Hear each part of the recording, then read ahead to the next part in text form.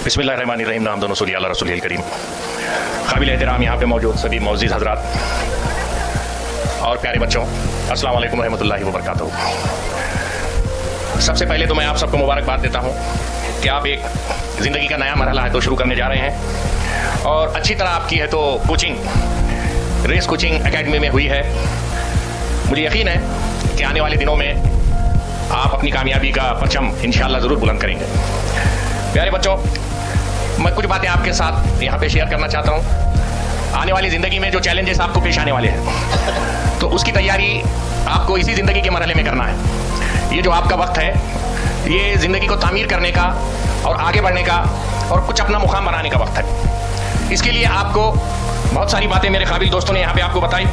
मैं कुछ बातें अपनी ओर से रखना चाहता हूँ। मैं सबसे पहले तो आपको ये कहूँगा कि आपको जितना हो सकता है उतने लैंग्वेजेस सीखने चाहिए।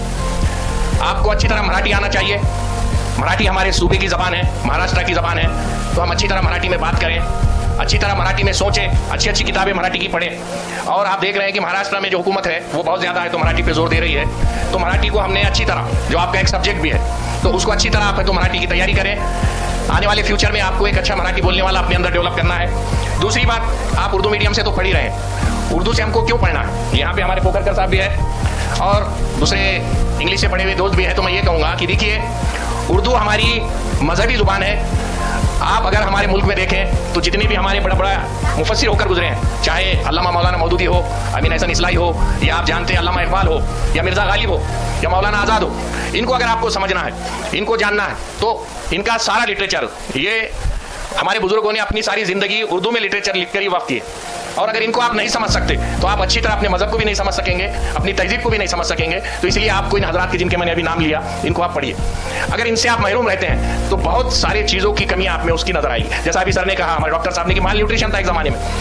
खाने का जिस तरह माल न्यूट्रिशन होता है वैसा इल्म का भी एक माल न्यूट्रिशन होता है। अगर आप इंग्लिश अच्छी तरह सीखते हैं, उर्दू अच्छी तरह सीखते हैं, मराठी अच्छी तरह सीखते हैं और इसमें का लिटरेचर आप जब पढ़ते हैं तो वो जो माल लिटरेचर जिसको हम कहेंगे सर, तो उससे हमें तो अपने आप को दूर रखते हैं। आज मैं अपने कौम में खासतौर पे हमारे उर्दू जानने वालों में ये फुकदान देखता हूँ कि वो है तो मराठी से बहुत दूर है, तो मराठी के लिटरेचर से दूर है। छत्रपति शिवाजी महाराज का जो लिटरेचर आपको जानना है वो मराठी में, डॉक्टर बाबा साहेब अम्बेडकर का लिटरेचर इंग्लिश में है, लेकिन अगर आप मराठी समझ सकते तो आप बहुत जल्दी बाबा साहेब को समझ सकते हैं। और ये हमारे इस मुल्क में हमको रहना है, इस मुल्क में अपना फ्यूचर बनाना है, तो ये सब चीज़ें आपको करके आगे बढ़ना, ये चैलेंजेस आपको अपने कबूल करना होगा। इंग्लिश जुबान, अभी मैं आज है तो हमारे शहर के शहबाज मनियार साहब, उन्होंने फेसबुक पे एक पोस्ट है तो शेयर की, उसमें लिखा उन्होंने कि इंग्लिश नहीं बोलने से आला इदारों में नौजवानों को नौकरियां नहीं मिल रही। माशाल्लाह आपने अच्छी तकरीरें की अभी, इंग्लिश में बहुत सारे बच्चे बोले। ये स्किल आपको बहुत डेवलप करना है। अगर आप चाहते हैं कि यूपीएससी में आप आगे बढ़े, एमपीएससी में आप आगे बढ़े, तो जितना भी लिटरेचर है एमपीएससी, यूपीएससी या एमबीबीएस या इंजीनियरिंग का, ये आपको उर्दू में नहीं मिलेगा, ये मराठी में नहीं मिलेगा, ये आपको मिलेगा सिर्फ और सिर्फ इंग्लिश में। और 10वीं तक या 10वीं के बाद आपको इंग्लिश पे जोर देना है। इंग्लिश जितनी आप अल्फाज मायने याद कर सकते हैं, बोल सकते हैं, उसके लिटरेचर को पढ़ सकते हैं, तो अपने आप में वो स्किल डेवलप कीजिए। इंग्लिश जुबान को आपको नंबर 1 पे रखना है। आप बोलेंगे सर ऐसा कैसा बोल रहे, उर्दू मराठी उसके बाद सबसे ज्यादा जोर आप इंग्लिश जुबान पे दीजिए। इंग्लिश में पढ़ने की कोशिश कीजिए, इंग्लिश किताबें पढ़िए, इंग्लिश न्यूज़पेपर पढ़िए, इंग्लिश न्यूज़ सुनिए।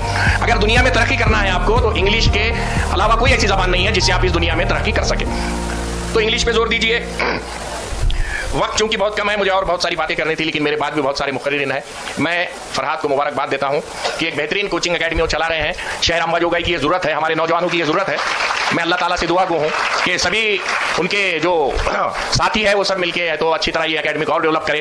जैसा उन्होंने अभी बताया कि यूपीएससी और एमपीएससी के लिए हम तैयारी कर रहे हैं, तो आप उसमें भी है तो थोड़ी सी तवज्जो दीजिए। अल्लाह ताला से दुआ करता हूँ कि आप सब